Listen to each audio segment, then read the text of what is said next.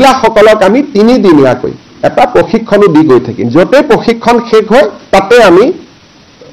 আপোনালোকে ক'ব পাৰে যে 10টা সমষ্টি কেনেকৈ নিৰ্বাচিত হ'ব অৰ্থাৎ যতে প্ৰশিক্ষণ শেষ হয় তাতে আমি টকাটো দিয়া আৰম্ভ কৰিম 31 মাৰ্চত এই তালিকাখন আমি সমাপ্ত কৰিম ফাইনালি আমি আপলোড কৰিম যে এইখনে হিতাধিকাৰীৰ তালিকা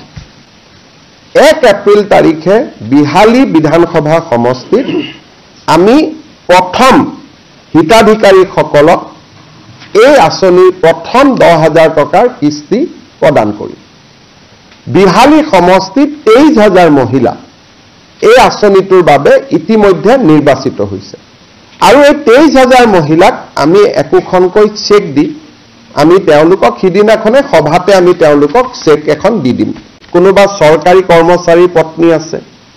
কোনোবা হয়তো ঠিকাদাৰৰ ল'ৰা ছোৱালীৰ পত্নী আছে কোনোবাই হয়তো নামটো আছে গ্ৰুপত কিন্তু কাম কৰাৰ বাবে আগ্ৰহ নাই গতিকে এই ফাইনেল পৰ্যায়ৰ সিলেকশ্যনটো এতিয়া আৰম্ভ হৈছে যত 29 লাখৰ পৰা আমি 26-27 লাখ মহিলা চূড়ান্তভাৱে